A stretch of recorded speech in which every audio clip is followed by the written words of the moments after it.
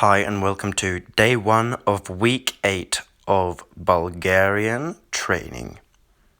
So that means that, we are well past half of the first training cycle for this year. And it's now that things start getting serious. Yesterday I did 32 kilometers of ice skating, ran 5 kilometers, and walked the dog a couple more kilometers, so in total I moved my body 40 kilometers yesterday. Luckily I'm in good shape, but I did feel it a little bit on today's squat, and I think that you will see this in how slow it moved. However, I don't think I was fatigued enough for it to make a big difference. The bar moved slowly, so we're getting close to a max here, and it felt scary to do without a power rack, but it still felt like it was possible. And I really have to be careful with the squats, because now we're getting into maximum weights, and if I fail a lift here, that could be devastating. I could seriously injure myself. But at the same time, I have to follow the program, which is more important than removing all risk. So that's what I'm going to do. I just have to eat enough, sleep enough, and make sure that I'm psychologically prepared so that no matter what, I can squat the weight up.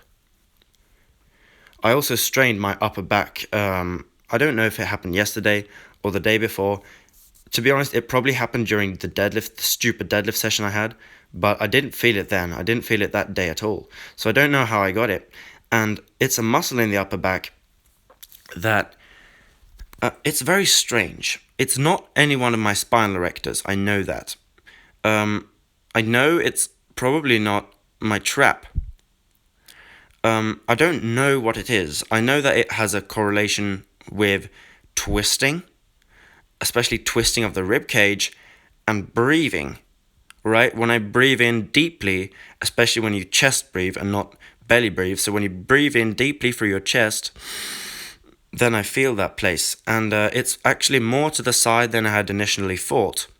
It might be some form of breathing-related muscle, some form of rotation-related muscle, a muscle that holds together the ribs. I don't know which muscle it is, but I know that there is a muscle there that has been strained, and it's not that bad. I can still train, and I'm not going to let it affect my training program. But there is a possibility that this will get worse. But I don't think so. It's not a major muscle. It's a very small muscle. I had my brother walk on my back yesterday and really press on it. So I went for a lot of pain, but it helped with the circulation. And I'm going to keep making him walk on my back. I'm going to keep eating a lot of food. And none of these exercises really hit that place in my upper back or in my rib cage or whatever. So I'm not that worried. Another thing about that just minor injury is it's pretty deep in, alright? Like, if you hurt your, let's just say, let's say you hurt your rear delt, which is a super random thing to injure, but let's say you injured your rear delt, you can massage that by yourself, right? It's a muscle that's very, it's closer towards the surface, alright? It's just underneath the skin and the fat and the fascia, then there's a muscle. But this muscle, I believe, if I just move up a bit now, if I feel on my own back right now as I'm doing this, I can feel that it's under my lat. I think it's under my lat. It's under a layer of muscle. So it's skin, fat, fascia, muscle, and then muscle. So I'm having some difficulties here. I'm having some difficulties with figuring out where I'm hurt. Right there, I think I try to point at it. It looks like where the lat inserts, but I really don't believe it's lat. I also think it's more towards the side and further away from the spine than I just pointed at there. But if anyone knows back anatomy and ribcage anatomy, hit me up in the comments or an Instagram direct message, because I don't know what the fuck it is. And it's not super bad. I don't need to go to a doctor, but you'd never know. Injuries can get worse for sure. So I got to stay on top of this. But I am happy with the workout today, because although it was really hard, I lifted some big weights today, right? I squatted 110 kilos, that's big for me, that's heavy. Started at 92.5 on this program. I believe I started recording at 95. So that means officially for you guys, I've increased my squat 15 kilos. And for me, I've increased my squat 17.5 kilos. So we're getting there. We've made a lot of progress. And we're getting closer to the all-time record that I've ever had. My best is 120, as you might know. My overhead press is 57.5, which is also 2.5 kilos from my all-time record. So that's close. My power clean is best I've ever had, 75, which is actually heavier than my body weight. Right now I weighed 74.0 this morning. So actually I'm power cleaning heavier than my body weight. I'm doing higher reps on these rows, and I really pushed myself today on these rows. I took it rep by rep. I took a deep breath and a reset between every single rep. And I really took my time, breathe, what do you say actually? I don't know how you say it. I think I breathed deeply. I think you can say that. I'm hoping you can say that. I breathed deeply and really this hammered my lats, right? When I feel it right now, like my lats, my upper back in general is hammered. Not the injury, not the weird rib injury, but the rest of my back is just trash.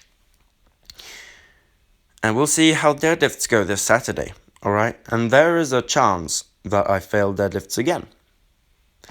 And if that happens, we have to remember that 160 is a 20 kilo lifetime record compared to where I was before I started this Bulgarian training cycle.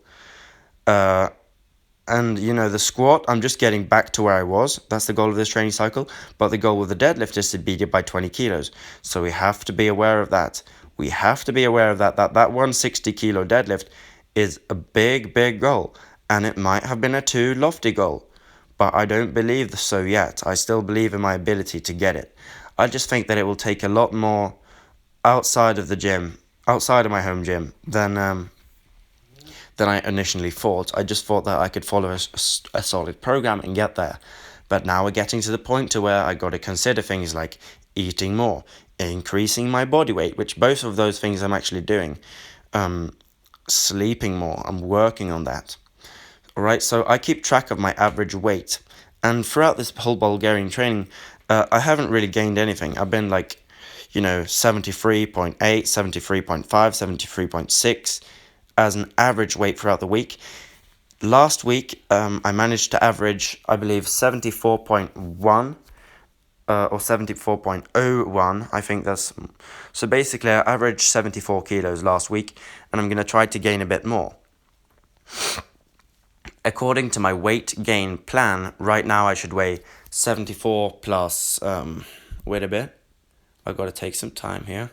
Plus, I believe I have to weigh 74.75 this week as an average weight. It'll be hard, but it'll be worth it. And I'm hoping that I'll have a good deadlift here on Saturday. And yesterday's run was phenomenal. Thank you for watching. Thank you for staying with me on the journey. I post my ups, I post my downs, and I post everything in between. I post the grind, and that's what it is. This is a real strength training channel, right? You guys are seeing the full journey, and it's amazing. Thank you. Goodbye.